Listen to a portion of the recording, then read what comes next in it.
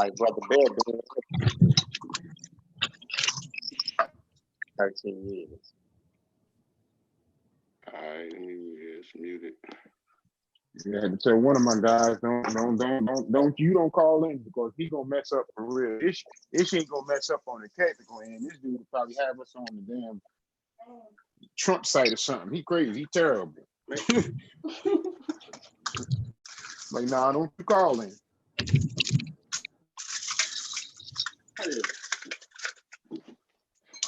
He don't answer Facebook posts right, so I know he can't do this.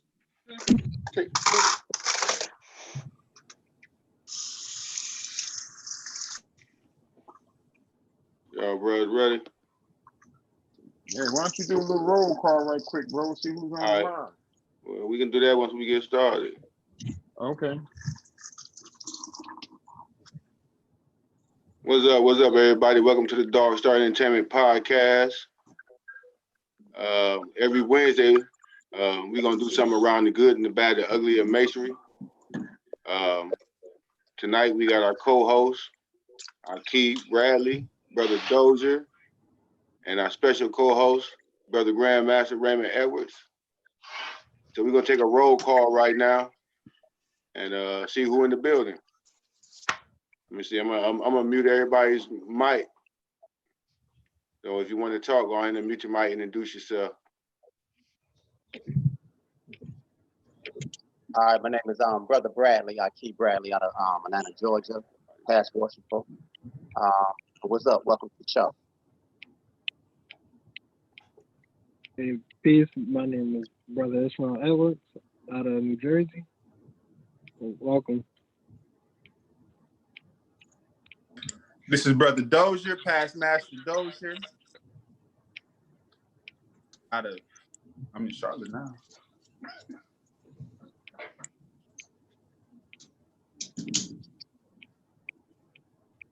Next. Grandmaster Smith, state of Florida. Welcome. AKA Bowlegs. Yes, sir. Okay. Now I got a face with the name. All right. Who else in the building? Hey, it's Brother Gary Evans here from New Jersey. Nobody. Welcome. Who is that? It's me, Grant. Jerry Evans. Oh, what's happening, Gary Evans, aka Talik? What's happening, bro? This is Tommy Khan. Wade. I'm also in Charlotte. Oh, okay. Y'all need to connect, those. You said who's that? Which one of you brothers say y'all was from? Who said they was from Charlotte? Who from Charlotte? Oh, that's I know that's Cam. I told him to chime in. So yeah, I know that. Oh, okay. That's your buddy. Hey, all right. Is he trying to be in the Grand Lodge in Charlotte area? I'm trying to build the Grand Lodge down here. It's they really not in Charlotte. They in North Carolina. I think they closer to the that military base, Fort Bragg. Oh, okay.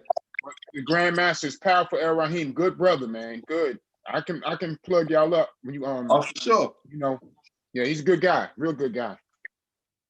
Yeah, let's his do deputy's name is Rad Taylor. Good people. Okay. We'll wrap on that at another time. That'll work.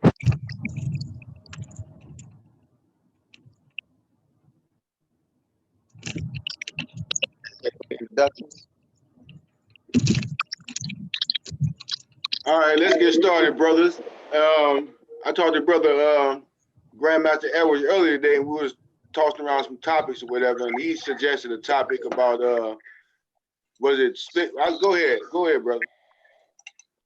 Well, our conversation was about on splits and separation of different organizations and different and for the most part, some of these things are not bad. Some of things happen for good reasons, some of them happen for bad reasons.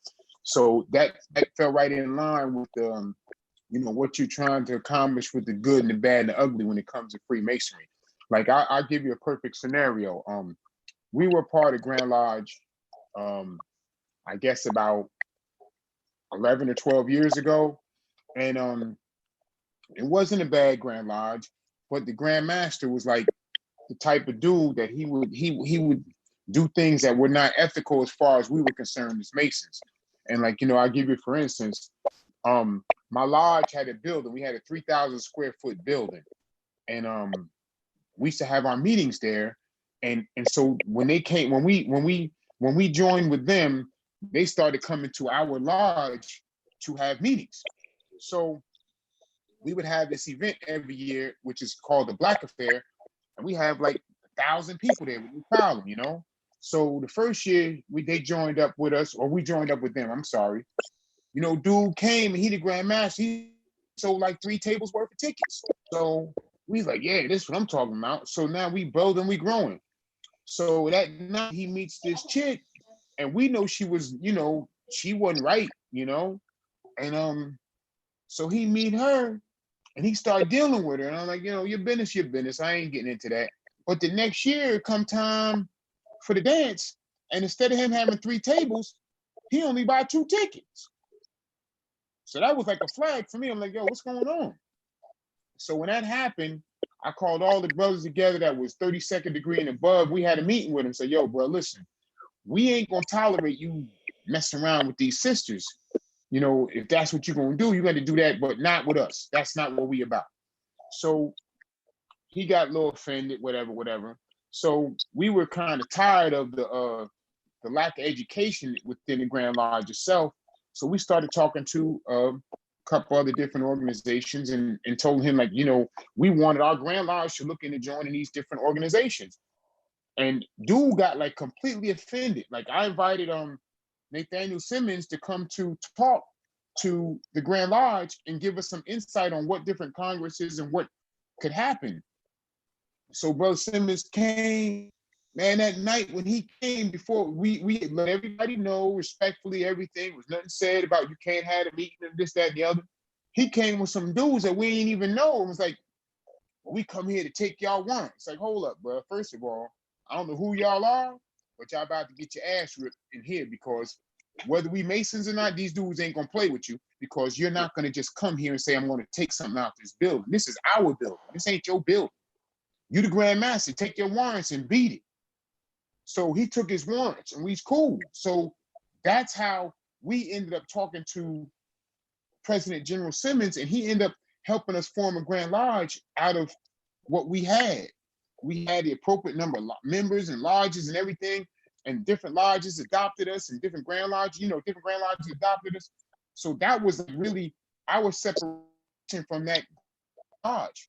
And we did not wish to leave, because I told dude, and I gave him my word, and some of the brothers that know me, I said, bro, I'll never run against you. That's not what I'm going to do. And what ended up happening is the split. So that split was something that happened, and it was pretty much out of our control or my control, but it had to happen because he said he the Grand Master, and that's you know, that's Masonic law. The Grand Master issues the warrants. So you can't suspend us or nothing if you took your warrant. So we was good. Okay, so we joined the Congress. So my point saying is every split doesn't happen for a bad reason. So now as I start getting involved with different Masonic jurisdictions and figuring out different things and who's doing who and who's doing what, you know, I've seen people with jurisdictions that have left jurisdictions because of reasons and because of personalities. Now I get it. I just don't, you know, I just don't understand how some people can get mad at somebody. Like I tell you, truth be told, when y'all know Dre Jones, he down in Texas. When I met Dre, I told you about the last week we had a call when I met Dre, and he wasn't out there trying to be no Grand Master. He was just out there doing his thing as a Wishful Master. He was a good brother. But because of some shit that Jarvis did, made him an honorary 33rd and a 95th, at his session, at his KOI event, his grandmaster felt really disrespected, which he was, because I spoke to Jarvis before he did it. Said, yo, you shouldn't have did it like that. You can't do that. You're not the authority to do that. You're not a supreme council. You're none of that. He was like, nah, man, he a buster. He a buster. So you take this dude and you make him something, and his Grand Lodge disaffiliates him. That's a word ain't nobody ever heard of, disaffiliated. So next thing you know, Dre got no choice but to continue his love for masonry. He's practicing it right. So all of these people get behind him and he gets strong with it, and he builds a Grand Lodge, a great organization, has it installed the right way. 4, 5, or 6 grandmasters, I mean, supported him.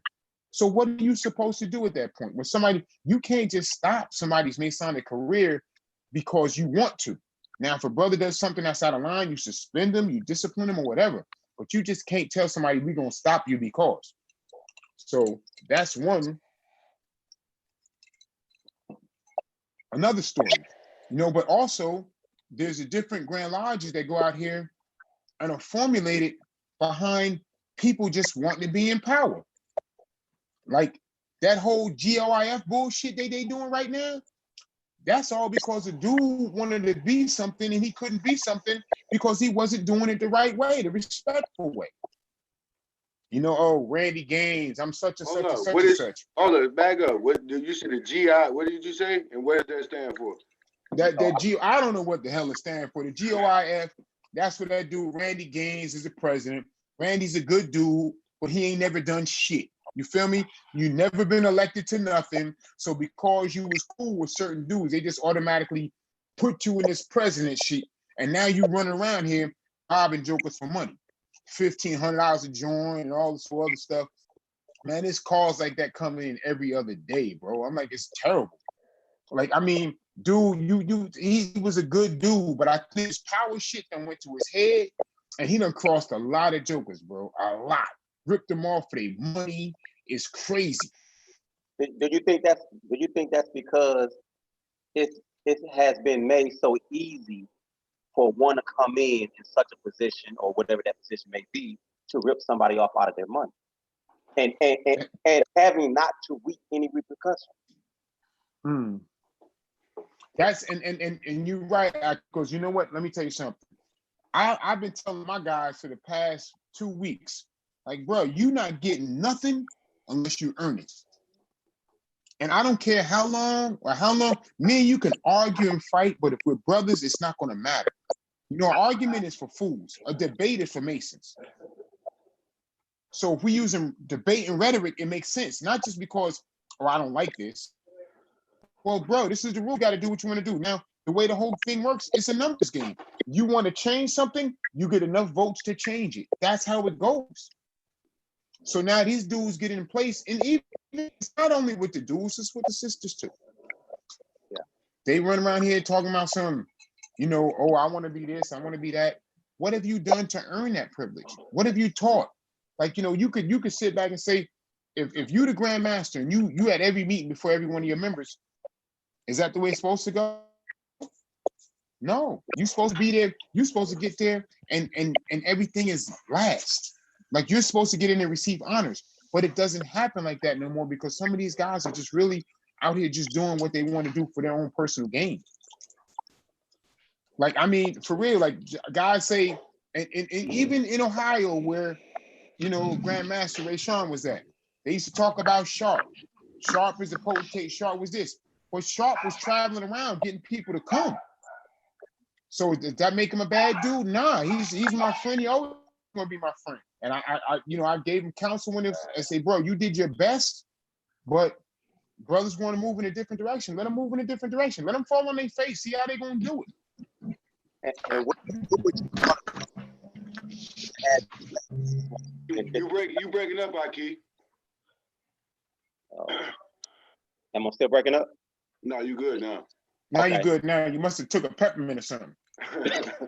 Took a little.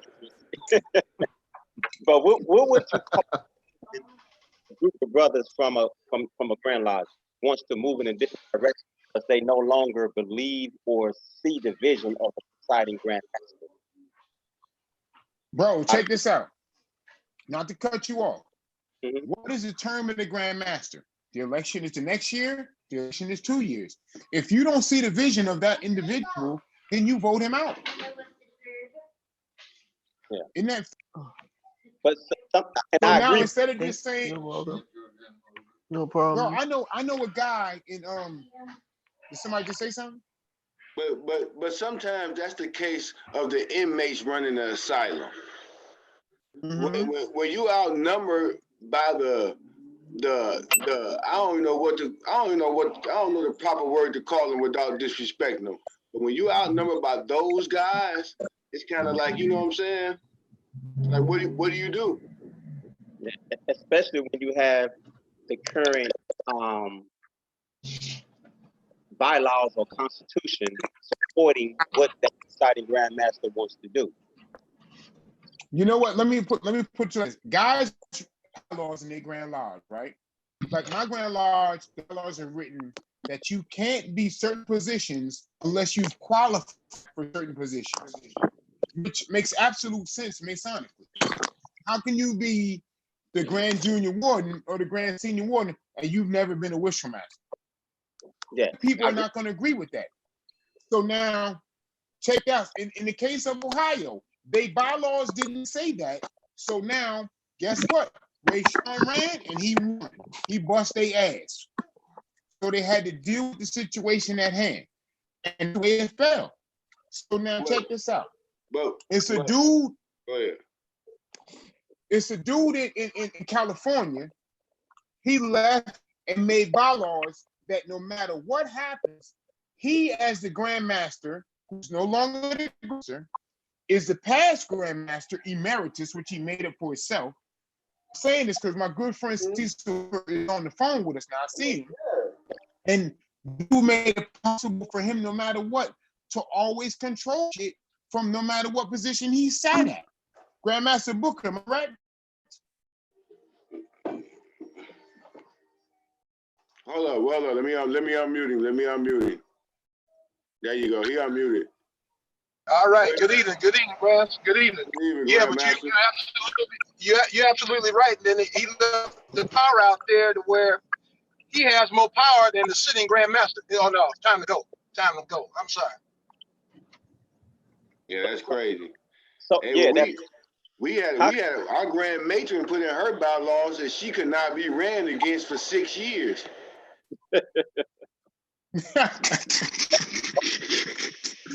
Hey, shut up and sit down. Hold up, but the previous grand master let her get away with it, right? He sent these bylaws into the Congress without even signing them or reading them. So when I became grand master, and I got a hold of these bylaws, I contested it. I went to the President General and I went to the head of the sisters. I talked to both of them. And I told them, look, this grand matron, she can't do this. We're not doing this 6 years. She should not get a charter. No, I ran the whole thing out. She lied about her membership. She got 16 girls saying she got 52. You know what I'm saying? And all of this. And they went and gave that lady the charter anyway. Wow. They gave it to her anyway. But that now you left that Congress. Bro, right now in that Congress right there, they got a dude that is convicted of being a sexual predator as a fucking treasurer. hold on, Grandmaster. Hold on. Let me support what you just said. Let me just support what you just said. I ain't gonna talk about it. I'm gonna show it. You should be able to. I think you should be able to share your screen. Oh.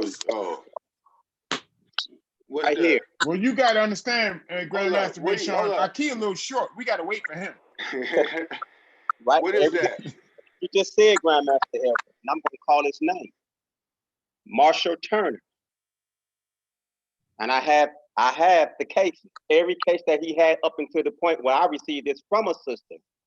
Oh, hold on.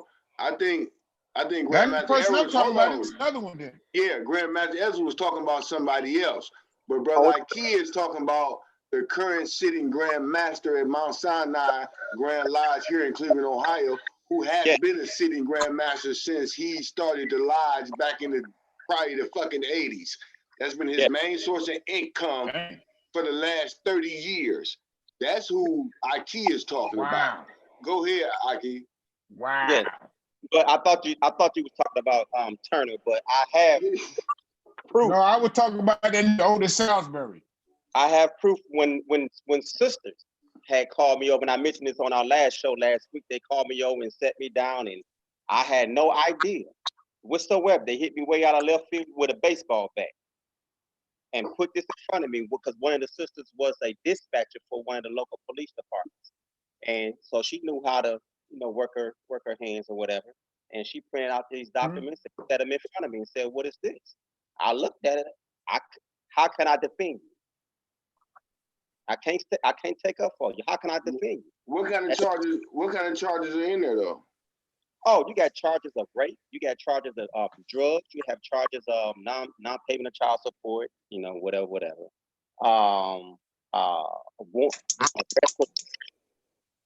And it goes on and on. And this is only half of them. You can see how thick it is. This is only half of the reports. And when I joined Mount Sinai Grand Lodge, under the impression that there were other subordinate lodges. When I joined, that there were no subordinate lodges. Somebody ain't muted. They owned up some Roman numerals. But when I came in, there were no subordinate lodges, and kind of find out, and I found that out afterwards. And then he approached me to create a lodge, thus Hiram Abiff Lodge number 2, which I did do. And I'm asking him, why have I seen any of the other brothers from the other lodges? Kind of find out, moving forward, they don't exist, but they exist on paper. And I'm not gonna just talk. I ain't gonna talk to you death. I have a folder right here, still in my possession. Hey, any brother want to chime in and say something? Just throw up the 2 deuces and I'll unmute you. I have all kind of paperwork. I have actual receipts. I still have. Let me have the number. The original bank account that I set up for Hiram Abiff Lodge number 2 that didn't exist until I did it. Still have the checkbook. But back then, we were still writing checks like that. But hey, so everything I'm saying is not just words, but it's actual receipts right here that I still have in my possession about that Grandmaster. So how he able to steal, and I did everything I possibly could. I even wrote letters and everything. How he's still able to be the presiding Grand Master, it boggles my mind. And here's a letter right here that I wrote to the presiding illustrious John W. Gardner. A letter right here that I wrote and sent, asking for some help. Even with Grandmaster Davis, Rayshawn Davis, I reached out to him. So I'm not just talking just to be talking. I have actual receipts. And like you were saying, I mean, it's crazy how it's able, or how one is able to set it up so they can still be empowered years down the line. Right. So that's a question to all you other brothers and grandmasters in the room. Just regular bros. What do we do to police the theft in masonry? Like, what is the penalty? What is the punitive damages for someone who's committing theft in the name of masonry? Because it makes all of us look bad. People might be skeptical about joining your Grand Lodge because the scams that's going on. Anybody want to speak on that? Well, I think we should just, my answer to your question would be a little bit more militant. Go in and just talk. No, you're not doing this. We shut you down, flat out. Call who you want to call. We're gonna shut you down. You sit up in front of me, who have a whole apartment, whatever the case may be, family or kids, that's taking time out of their busy schedule to meet once, twice a month, whatever it may be, to fellowship, to do something positive, not just for themselves, but for the community at large. But that Grand Lodge is sovereign. You can't come in if you're not part of that Grand Lodge. You can't come in and say nothing about it. No. I'm speaking from it's going to in regards to the members of that Grand Lodge. Like in my case, like I personally felt like, and we actually did. That's why we had the police call. Well, your Grand Master at the time wrote a letter to the Congress on me, saying that I interfere in your Grand Lodge's business by giving you information. No, but the only information you gave me was instructions to go and look up and study and research for myself. Exactly. So you didn't tell me to do anything devious or to go behind his back. Matter of fact, you've never told me to do anything devious to go behind any brother back, whether Mason or non-Mason. Right. Yes or not, or yes.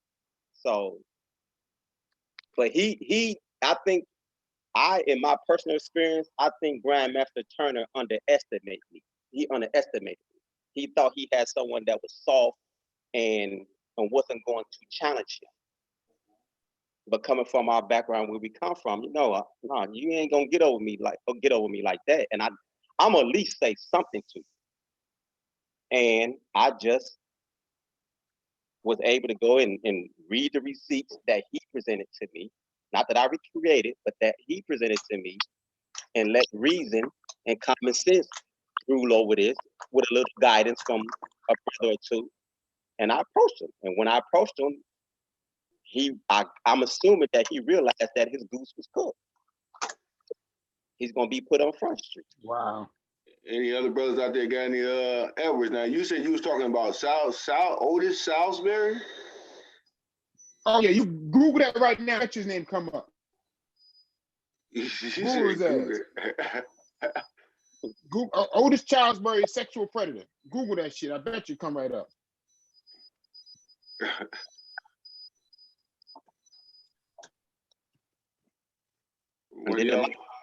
In my case, I don't have to. Look, he googling that shit right now too. And while he's googling that, in my case, Grandmaster Turner, he set me down and explained to me the rape charge and so forth and so on. But I still didn't have a soft spot for him. As far as I was concerned, I can't support you. I can't, because for me, when I became a worshipful master, it was something that I took personal and dear to my heart.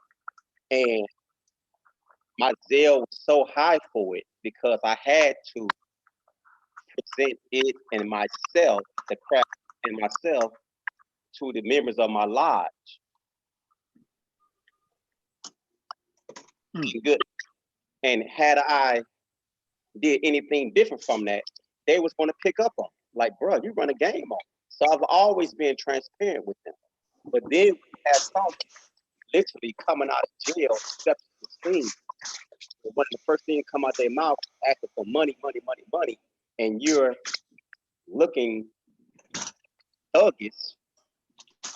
Why in meeting, suited and booted, regalia it up, and you come here talking about you the Grand Master, talking about money, this, that, and third. It's going to raise some. But they didn't say too much of anything to him at the time. So what they going to do? They're going to come to me. And that's stress. So I've done everything that I possibly could do to get out of that seat as Grandmaster. But he still sits in that seat. Yeah, I got about 3 or 4 left. I got about 3 or 4 left. And when you have Ray Sean pull it up yet? No, I can't. I don't see what you're talking about. Pull up Otis Salisbury, North Carolina, rape, child support, or child molester, whatever.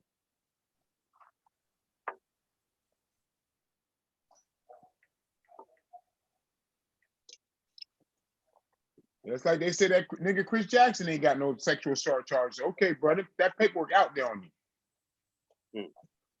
So I ain't making it up. Okay, like the question was earlier, what do we do? Who polices masonry? When you got these guys scamming and taking people's money and right? As like, what's the consequence? What's the punitive?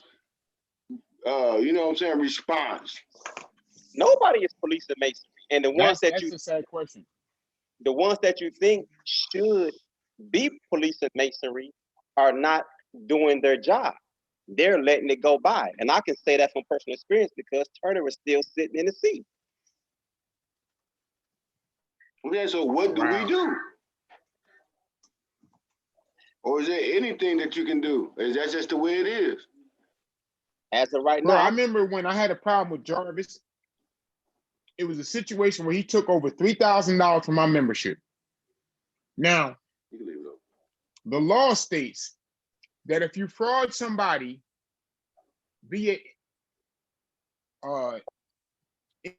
internet or whatever, you receive money, that's intrastate wire fraud. That's a felony. That's a fed. That's a Fed joint. So at that time, I had to make a decision on whether I was going to do that, or I should do it, or shouldn't do it. And it was my fault for not doing it because I'm like, no matter what happened, that man do got a family. And it's worth enough, it's $3,000 worth to slaughter this man in court. That's my problem. So that's why, and every time I've been in close contact with him at that time, I never had a try, because I really want to just punch him in his fucking face and beat the shit out of him and see how we get down. But it's different. You know what I'm saying? Like, you just can't do it, certain things. So is there a certain a vetting process? Because like I said, I want this show to be informative to people that want to become Masons or in the lodge, and instead of just, you know, jumping ship, you know what I'm saying, to improve their situation. So is there a vetting process that we should go through when dealing with brothers that we really don't know with all these degrees and rights that you're not familiar with? Because a lot of times it's hard to get wholesome instruction from your Grand Lodge. A lot of these guys don't know nothing. right? And I think that's the problem. So you know what the problem is? I'm sorry, go ahead, Akeem. I think that's the problem when it comes to that what you just stated, Ray. That like masonry is that organization to where it's a lot of the things that you are seeking, you're not going to get until you behind the closed doors. And once you get behind closed doors, and some flags start raising up, you are going to approach those that you feel that's going to give you good counseling, point you in the right direction. And sometimes they're literally pointing you in the wrong direction. So who do you go to now? You know what our problem is, Akeem? Go ahead. Our problem is this, and this is how we solve our problem. Like, if you ask Ray Sean how long I know him, Ray Sean. You know what I'm saying? So now Ray Sean, like, Ray, I know Ray. We done hung out, we done talked, we done been talking. So now the vetting process has to begin with us. Where I can't just mess with you because I met you on Facebook. I gotta meet somebody I know, like real talk. Me and Ray Sean done sat down, done had beer, wine, and weed. You know what I'm saying? Yeah. Not in that order, and not all of them. But I know the dude. So, and outside of everything, we've had multiple conversations. And like, even like now, he wants to join the Ancient Remorse Right. Okay, bro, when you get them people together, we'll talk. I don't need you to hand me no money in my hand before I get there. Dude, when I get there, this is what it's going to cost. And you got to have that when I get there. Haven't we had that discussion, Ray Sean? Oh, yeah, for sure. So ain't no, I mean, real recognize real no matter where you go. I'm not going to shit on my man. And our problem is we are so close to people that we don't know, closer than people that we do know. Yeah. And what do you think is the cause of that? Do you think, in my personal opinion, I feel the cause of that is because we're not investing enough time to truly fellowship with each other as Mason brothers. Like you just said, like you fellowship with Ray Sean. Y'all didn't sit down, y'all didn't broke bread, y'all didn't have some libations together, y'all didn't share personal stories, Masonic stories. And that's the way of building a rapport with each other, building trust with each other. But now you say y'all know each other. But a lot of brothers get into this organization, into the craft, and use it as a way to do something other than what it's intended for. right, but well, just like let me give you Brother, for instance, the Grandmaster that just spoke, Cecil Booker, he's all the way on the West Coast. We've met, we've had conversations. We're building something bigger. But that does not mean that he's supposed to let his guard down when it comes to me. And I want any man to keep their guard up when it comes to me. Yeah, you always remain cautious. That's one of the first things you taught. So, but you know, like you said, because you sometimes because okay, oh that brother bought me a drink, so we cool. Or I bought him a drink, and he has a higher degree than me. He's a nice Templar, and I'm just a Master Mason. So I bought him a drink, and he laughing, we joking. So now we cool, we buddies. No, it don't go like that. See, but I think that's why me and Ray got cool, because I was the only one of the only brothers that was scared to sit down and talk to him. Because everybody else thought they was gonna get pulled to the table. So they avoided conversation. You know what I'm saying? They avoided that one-on-one. You know what I'm saying? I never avoided that. You know what I'm saying? I'm wondering what's happening. Yeah, but that's how you get it. That's how you get it. That's how you get what's not written down in books. You know, exactly. My father was a 33rd. Bro, every dude that I can talk about, every single one of them, Jarvis, Chris Jackson, Randy Gaines, Burris, I've met them niggas in person. See this joker that just came on the phone, Dre Jones? I met this nigga with Jarvis. I met Dre, calls it Jarvis. Ain't that right, Dre? Yes, sir. What's going on? So when I met him, hey, what's going on? Y'all doing all right? We came and everything been 100. So now, fucking 5 years later, we still friends, we still brothers. That's the most important part. You got dudes running around here doing stuff for the sake of what? So they can get a position, so you can get a free room. Nigga, pay for your room. You go to work every goddamn day. For real. I mean, in Congress, these jokers got rooms in hotels with 2 floors in them, B. You walk in the room, they got like 10 cases of beer, liquor, and all this stuff like that. For what? Because they want to ball out. I'm going to tell you a quick story. That's not fellowshipping. For them, that's for the sisters, man. Ain't for you nowhere. When a quick story real quick. When I became Watchful Master and we went to Detroit convention, you know. Wait, Aki, let me ask you one question. Yes, sir. Hold on, Aki. They didn't have height requirement for you to be Watchful Master? No, I was dealing with a crook. I'm just saying, you didn't have to be more than 5 feet tall? I love you too. I'm sorry, bro. But as Watchful Master, you know, it's not required unless, you know, whatever your bylaws may say, that you will have to pay dues. Because I had started New Lodge, I paid dues to show my loyalty. Every time we would take a trip, I would call it a road trip. I paid. Hey, no, I'm not taking no money out the account to pay for my room, to pay for my gas, to pay for my transportation. I did that myself out of my pocket. And if it's a brother that wanted to go, that was unable to go because of finances, what can you put on the table? Okay, I got the rest for you. Come on, let's go. So being a Watchful Master for myself was never about all the glam and glitz to it. It was never about putting on all of the pretty regalia and everything. It was never about that, having the private suite and having females running in and out. I've never did that. Ain't no brother ever come to you with a story about me. But there are some brothers that are out there doing that. They balling. Some of them balling. You're right. They walking around. They walking around acting like they about to make a rap video, looking good, and they look good at their regalia.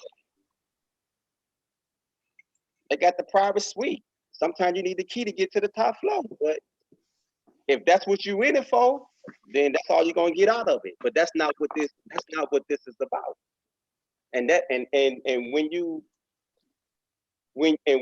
are exposed, when another brother has the guts enough to come and expose you, then it's gonna be some retaliation. So now all those other brothers in the lodge, now they looking at it like, okay, now which side do I decide? Do I continue to go with this brother? Do I go with that brother? Or do I just walk from the craft all together?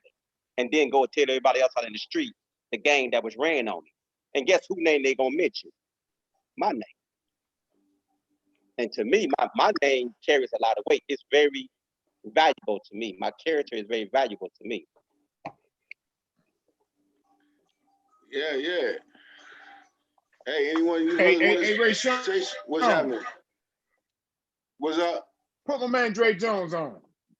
He on. He got to unmute himself. Tell him what we talking about. Put him on. He I'm on. right. I'm right. Yeah. I didn't want my background to be making noise or anything while y'all was talking. Yeah, he on. There you go. Tell Hello? him what we was talking Yeah, about. yeah.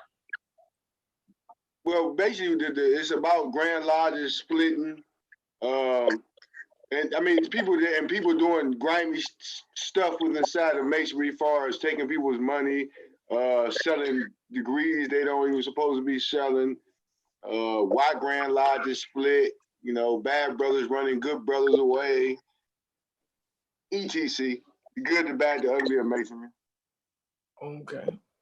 Well, one thing I definitely Ugly. yeah, whatever. One thing I would say, not being a devil advocate, but I do agree with more so of the fancy regalia, which some will see my regalia, getting back to the basics. But my problem that I have with brothers in the craft is, like you said, some brothers are looking for just the titles and looking for the glamour, but the work behind it. And I'm just a regular Mason or Grandmaster, whatever they may say. This is what I look at.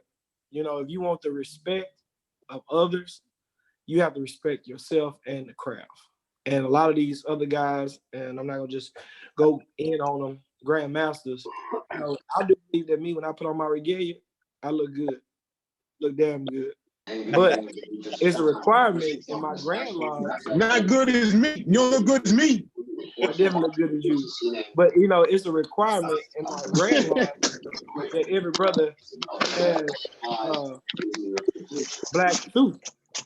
And whatever we get away from, because you go to Grand Lodges and you can tell the other affiliation and our affiliation. I can look at a picture on Facebook and I can tell you if it's AF and AM or another affiliation. We can hate on them all day long. They can hate on us all day long. But if you ever want to know our affiliation, just look at a picture. If you see a brother with a collar on and no jewel, it ain't the other affiliation. If you look at the other skin color and they Grand Lodge, they got the same suit on. And it's not that they take Masonry seriously. I think that we take Masonry more seriously than anybody. But when we present ourselves, that's how we get the bad name. Then you have Grandmasters who get all fly and their members look like trash. They look ragged. And it's just the appearance. Appearance makes a big statement first. Before you even open your mouth and speak, your appearance makes a big statement.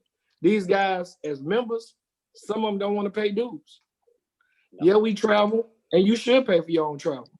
Me, I fly Spirit and got a Spirit card. Guess what? Ray will tell you that in a minute. He laughed at me. I definitely do it. I don't have to fly first class. But when you come to my grand session as a Grand Master, you don't pay registration. You know what? If you look at those other affiliations, when Grandmasters come into town, they don't pay for each other's session. And that's what we got to start respecting ourselves. If I can't respect you as another Grandmaster coming to my house, guess what? I don't expect my members to respect you. Some look at the glamour and glitz, and some say, well, oh, he did it, I'm going to start a Grand Lodge. Will there be a split? I hope not. People might say, well, you're a hypocrite. You started a Grand Lodge. My situation different. Everybody's situation different. You never know a person's situation. But how to start one? Are you starting it grimy? Or are you starting because you lost the elections? And here's the killer part about it. When they do start one, I was told in the custom way on how I started my Grand Lodge, since some don't know it. It was 9 lodges. Each lodge was chartered by a different Grand Lodge in different states: New York, Chicago, North Carolina, California. And I even had Grand Lodges in Texas charter each lodge for a ceremony.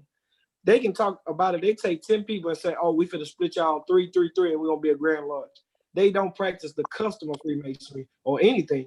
And that's what Ray always says is watered down. Like, dude, you never even served as a grand officer. You never served as a grand steward, but all of a sudden you're a grand master and you don't know the craft. And then when things start going wrong and then we get a bad eye as a whole, as an organization, you wonder why, oh man, why the other nation bashing us? Because we still doing stupid stuff.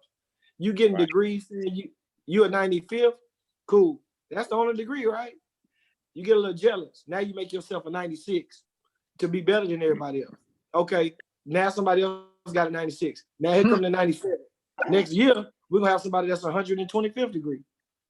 Just because it's something different. You know what I mean? And that's the part that we have to stop. That I look at, with the splits, sometimes it's gonna happen, sometimes it's not. But then if I lose the election, I'm not gonna go start another one. You win some, you lose some. You live to fight another day. You know what I mean? And I live in Texas, and I'm gonna just be real with you when I say how we take it seriously. In Texas, go look at the Grand Lodge of Texas page. They take Freemasonry seriously, right? Yeah, whatever. But they got a different Grand Master every year. I just look at how can you have a vision or a goal, and you don't even have a year to get your stuff together. They play musical chairs because it's a dress-up game to them. You know what I mean? This year, I'm the senior D. So, next year, I'm going to be the Grand Junior Warden. Next year, I'm going to be the Grand Senior Warden. The next year, I'm going to be the Deputy Grand Master. And the next year, I'm going to be the Grand Master of Texas, and I'm past master. They have no vision. They have no goals. See, I'm not going to say they don't have no vision, no goal. I just think they've been at it so long that they're like the New England Patriots. You know what I'm saying? You can plug in and plug out. It's the system.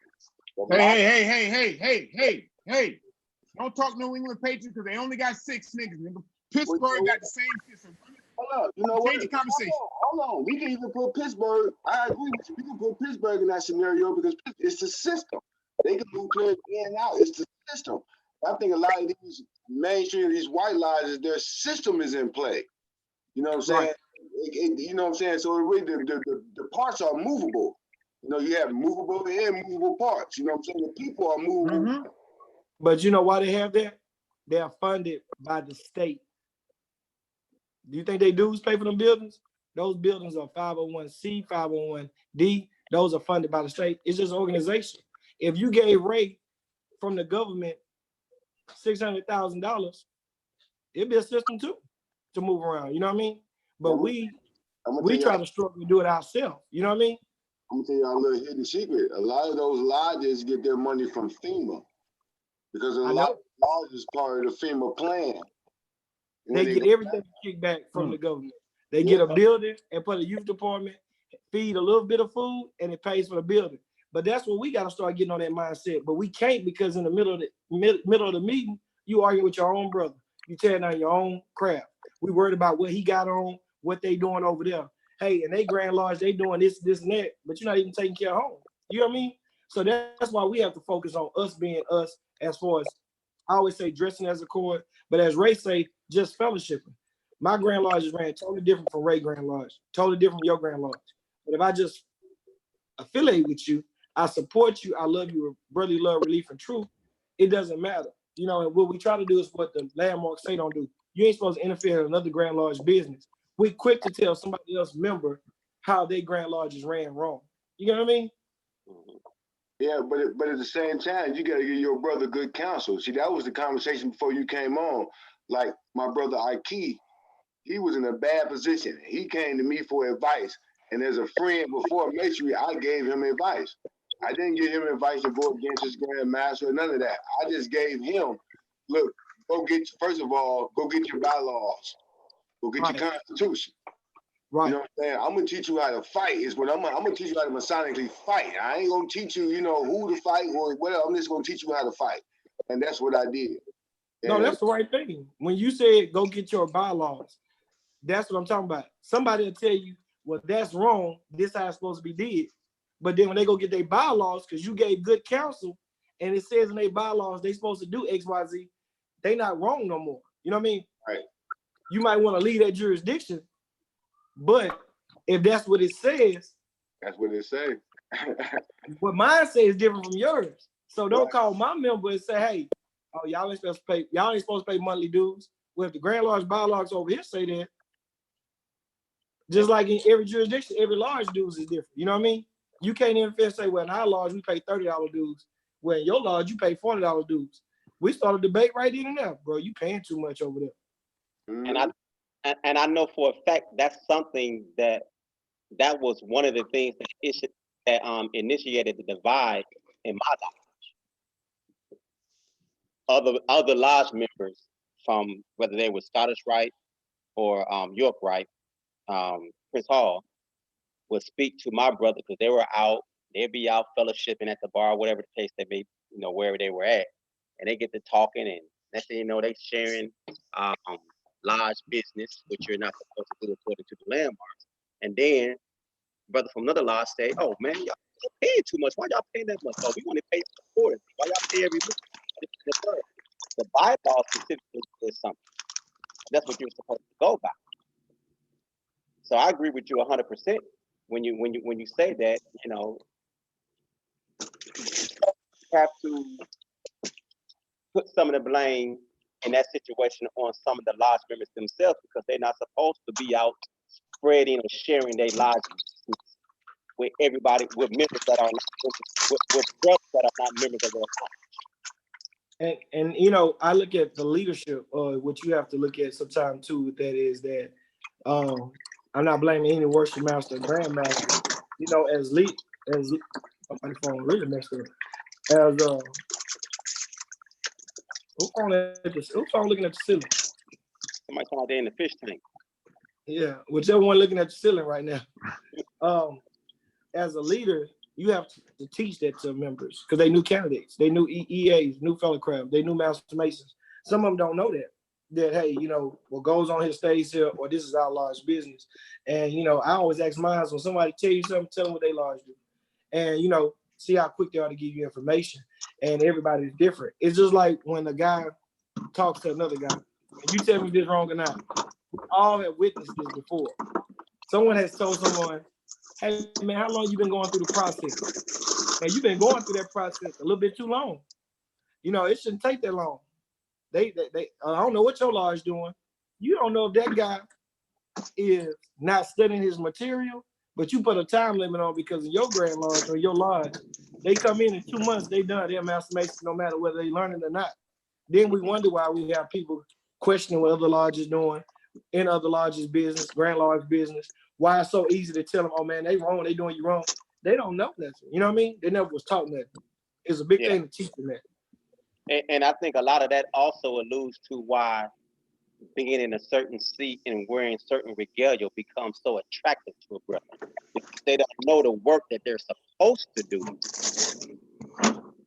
Hey Ray, your stuff loud, bro. It sounds like you in a fish tank. What are you talking about? You got your phone facing the ceiling? That's No, all my we see. phone That's all. That's right there. Yeah, that's all we see. And that noise. Look here. See him?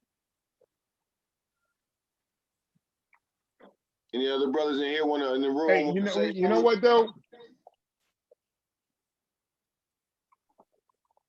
Let me tell you something. Y'all, what y'all don't understand, when it comes to certain things, there are individuals that are masons and just dudes. Like you can be a mason, but that does not mean that you have to be less than that. Like sometimes I ask people questions, like, dude, I can sit back, I'm telling you, like, I can sit back and watch Dre Jones give a lecture. I can sit back and watch Ray Sean give a lecture because it's going to make me think about what I do better for my organization. And that's the problem with some of these dudes. You just want to be having a lecture because you want to have a title. What are you teaching? Are you really teaching the truth? And sometimes these guys are not teaching the truth.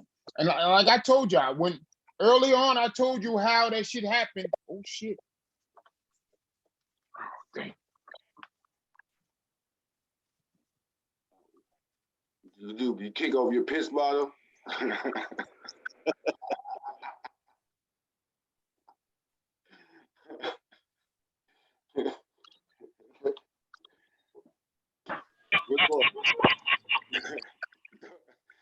Go ahead. All right, go ahead, Aki. I lost my train of thought what I was initially saying, but you know, but You were saying about guys wanting that seat and that regalia and that picture, but they don't know the work behind it and know what to do to get there. They just see it and want it. yeah, they because when you see a brother coming by, especially with a higher degree, that has that pretty regalia on, like, and it have all these emblems and symbols on it, and you know it means something, but you don't know what it means. Okay, I want to get that. That's what I want. I want to be that right there. You don't. First of all, you barely know how to get into the lodge. You barely know what it means when you was going around guided around the lodge in your first degree initiation, let alone the second and the third. My past Grand Master, you know, God bless the dead, he couldn't even get in the damn meeting. He couldn't even get in the meeting. Hey, it's like one of the first things you're taught. You're taught patience. Be patient. Have a listening ear, a silent tongue. All of that plays in part to going step by step into the goal or to where you want to be or to what seat you want to have. Learn where you are at that present time and use it as a foundation to take that next step. So when you get to that next step, now you got a foundation up under you. And when you no matter what degree or seat you want to have, say you want to be the worshipful master. Now you know the inner guard, the outer guard, the Tyler, the junior ward, the senior ward. We all know those seats in the lodge. Now you just don't know them by their title. Now you know their duties and what do the duties mean and what do it represent and how does it allude to you yourself. Now when you're sitting in the east as the worshipful master, now you can truly from your heart give a heartfelt and right answer to your members because you have already held those seats. But if you haven't held those seats, then that's where a situation could arise.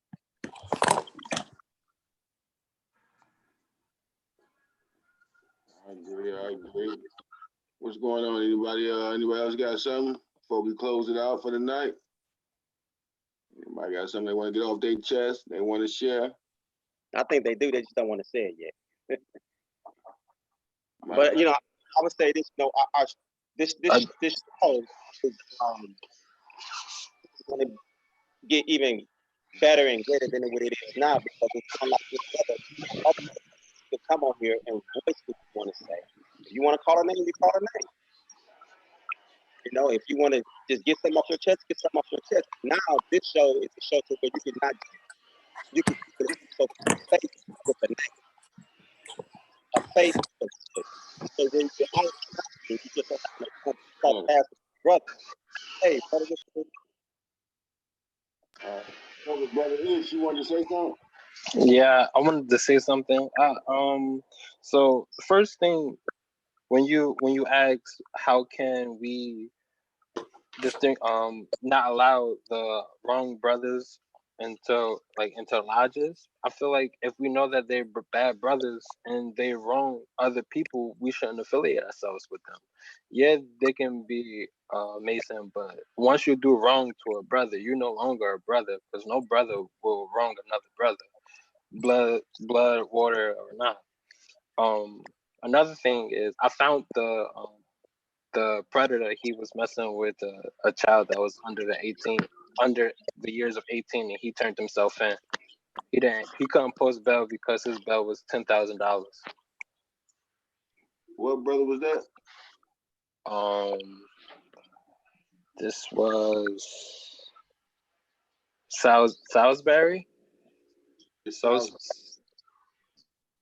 Wow. And to What you say? He turned himself into jail after the school alerted the police station, and he couldn't post bail because it was $10,000. have a Who Otis Salisbury? Yeah. have, have, yeah, mentioned about disassociating yourself with a brother that has wronged another brother. When you come into masonry, you come into everybody's a little rough on the edges, and you trying to smooth that thing out. Even if a brother does you wrong, do you think you should rightfully outcast that brother, or should you put that brother to the side and give him good counsel? Because like I said, you don't get somebody good counsel for messing with a child. So no. That's just rough around the edges. No. Now, well, let me make this disclaimer. Now, We throw that rock in the lake. No, something like that. There's but I'm excluding something like rape, murder, or a child molestation. No. Who that playing that Puerto Rican music? So you. I'm just saying, like I'm gonna take my personal situation with the previous grandmaster of mine at Mount Sinai Grand Lodge. Should I totally outcast him, knowing my obligation, knowing the things I've learned in masonry, because I'm supposed to better myself? Do I completely outcast that brother, or do I feed him with a long spoon? He ain't a brother. He didn't fulfill his obligation. Agreed. Once a brother disown or do wrong to another brother, his obligation is disqualified because he no longer went with his obligation. No more privilege. Nor his oath. Hey, I just put the question out there. I agree with both of y'all 100%. Once you go against that obligation, it's a wrap. I agree with you 100%. I just wanted to put the question out there, just give us something to think about. So one more question to close us out. What's more important, obligation or initiation? Wow, that's cold. Your obligation. And the reason I say your obligation, because that's how you walk. That's your path. Your initiation is just a visual of your path.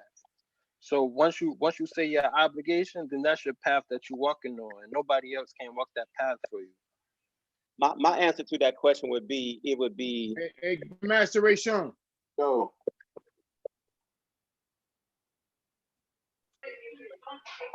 My answer to that question would be, it would be one and the same for myself. It'd be a perfect balance, because your obligation and your initiation, they both play. It's like hand in glove.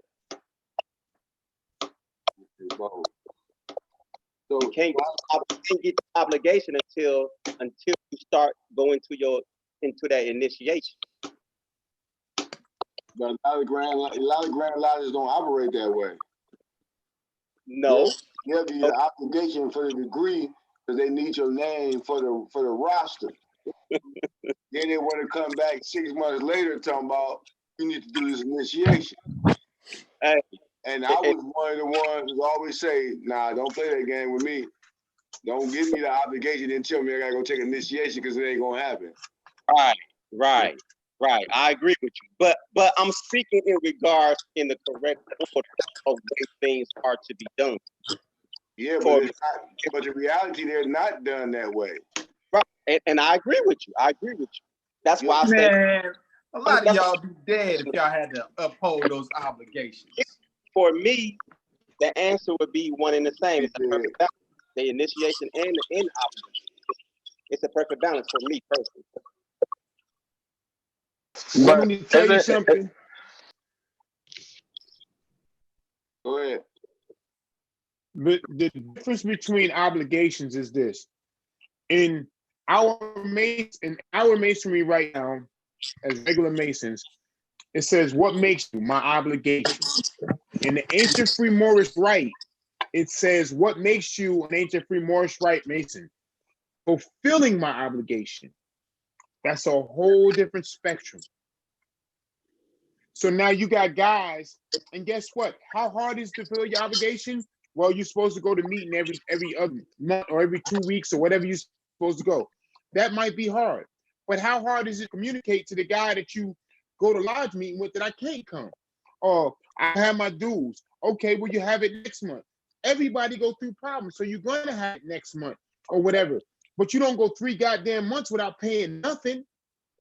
So now when it comes time to doing certain things, guys don't do what they're supposed to do based on what their obligation says they're going to do.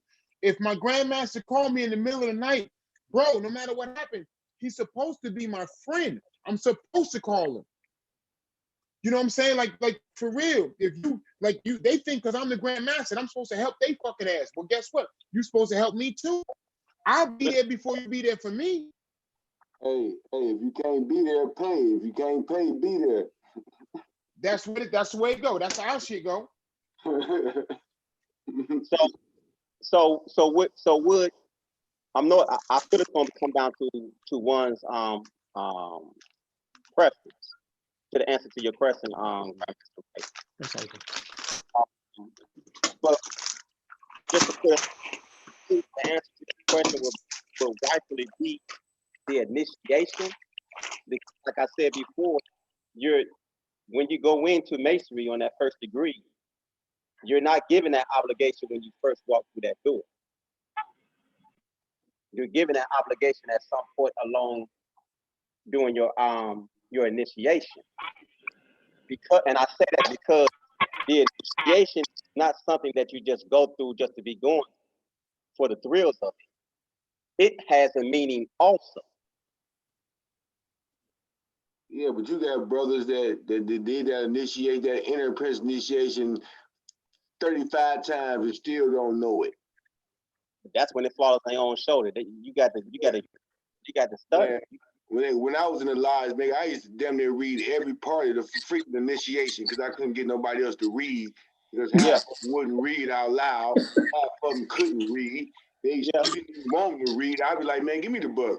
I do it because we'll be here all night with your fumbling and bubbling. You ain't even getting the what you saying ain't even what the book say. Like I'm looking at the book and I'm listening to you. I'm like, dude, you just making up shit. You ain't even reading this, dude. You do it. You know what I'm saying? But those are jokers that you had to deal with. You know what I mean? And then just because you can read aloud, you know what I'm saying? You're a smarty pants doing too much. I have a question. So, I thought after we take our obligation, that's when we become that degree. Like once we take our independence obligation, then we are an apprentice. We're not an apprentice until we take our obligation, correct? Correct. Okay. But what I'm saying is you got some lodges say they have a charter for the Royal Ark. And they don't have 9 members for the Royal Ark on the roll. But they got a lodge full of master masons. They'll say, for us to get the numbers, to put you on this roll, you pay this money and we'll give you the obligation and put you on the roll. Now you're officially a member of the Royal Ark. Right. But then they'll come back and ask you to do the initiation. Because they feel like they missed out on their day of, doing the initiation, the feeding the goat afterwards, and they little thing. So, but I was always one of, you give me the obligation, I'm not going back. I did it one time, and that was for the shrine. But other than that, I never did that. If you give me an obligation, I was not doing the initiation afterwards. That wasn't happening. But you were the brother, even though I know, find who that is. You're not gonna go back and go through the obligation the second time or do it the second time. Not the obligation, but the initiation.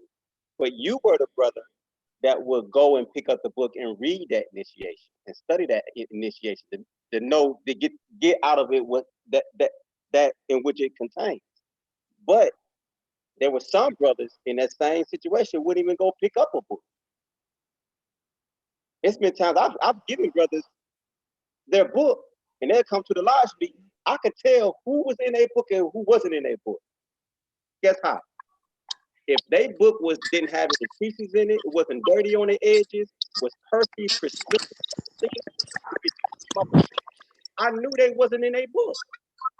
Man, hey, I got a brother mad at me when I was Grand Master because I blocked him from being a worshiper master of a lodge because he couldn't pass the end of the apprentice test. No. That ain't nothing. I seen some brothers come back from getting a shrine that didn't know the first word in their apprentice obligation.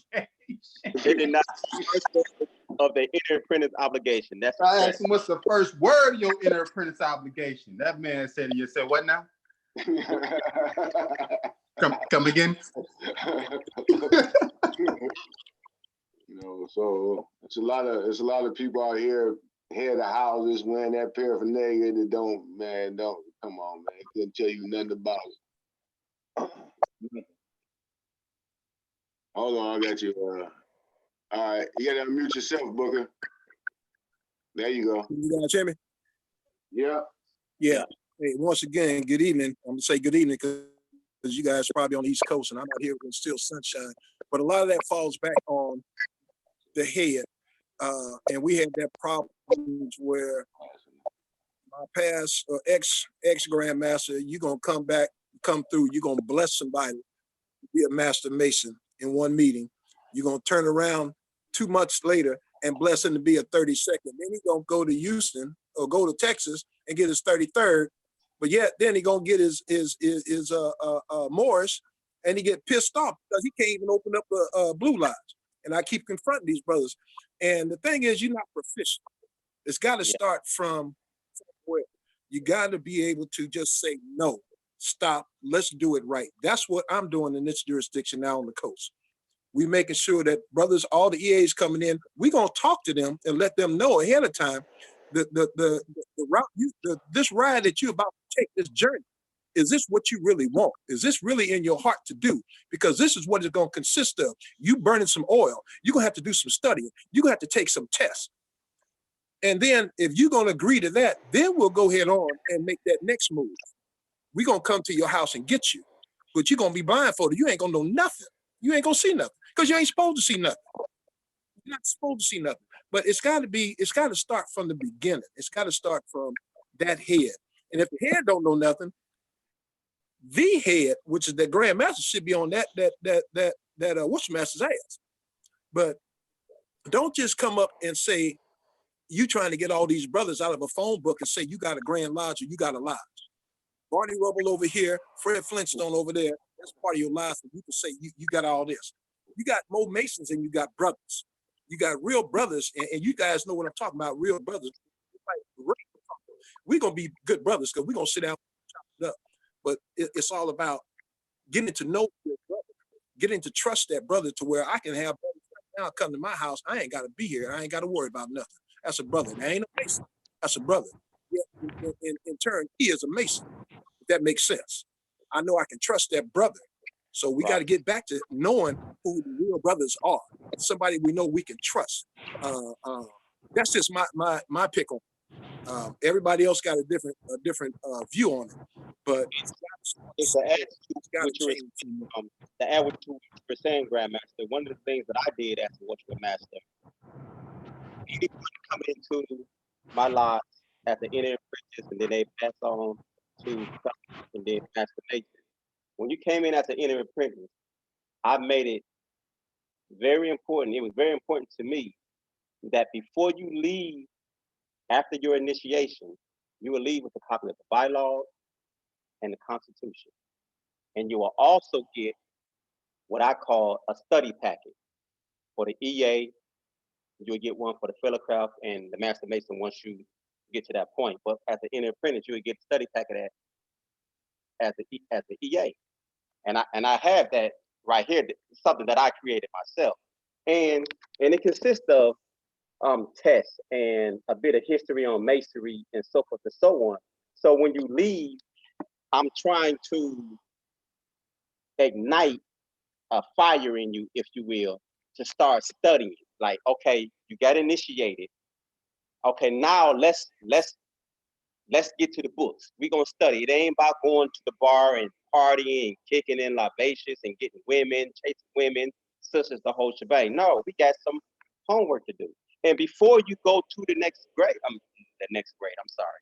Before you go to the next level, fellow craft, you had to pass each and every test with a perfect score. And I didn't make it hard. I made it simple as I possibly could. But that's something that I created for the brothers in my lodge, not just for the first degree, but for the second and the third degree. That's good stuff. That's good stuff. Because right now, what we're doing, I'm even doing stuff because of this coronavirus. I got stuff on GroupMe. I got different questions that I put out there, 5 questions a day. And all the brothers got to do is come back and answer. And it's kind of open, but it still keeps you busy since we cannot come in no kind of contact, but yet we're doing the phone thing like we're talking now, but it's still questions online just for those in an apprentice. Fellow crafts the same way. It's just like you said, you got to keep that fire going. And I keep telling them, brothers, you see all the stuff we have. You know, my deputy, I got it. You know, we got all these jewels, we got all these aprons, this, that, and this. But don't seek the seat. Let the seat seek you. Patient. Don't seek the chair. Let the chair seek you. And that's all you got to do. You keep on studying, the chair's going to find you. And that's all you got to keep on imprinting in their brain.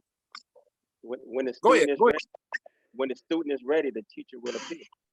So don't rush your way into it. Because when you do, that's when you help.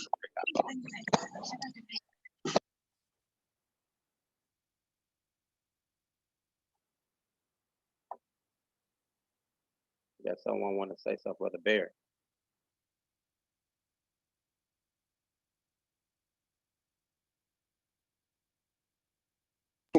You sleep now, Brother Bet?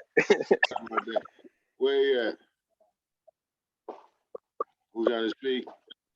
Brother. I don't see him. He was on there. Yeah, I don't see him now. All right, brothers.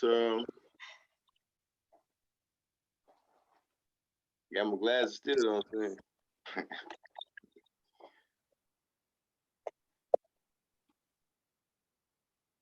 Oh, okay. He must have knocked himself off by mistake. Oh, he on there. He got to unmute himself. Oh. He muted himself. I ain't got him muted.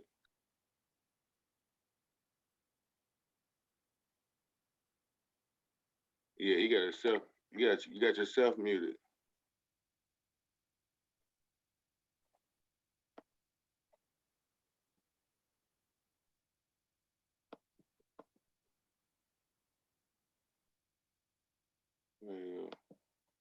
Yeah, you got yourself muted, bro.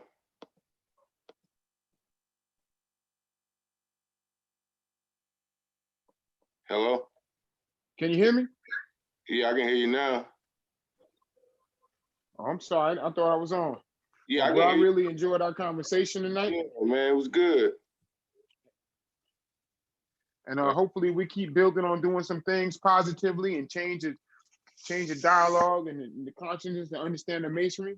But I got to feed my family right now, and I'm gonna talk with y'all. Yeah. All right, bro. So I'm signing off. I see you any last words, bro. Thank you. Likewise.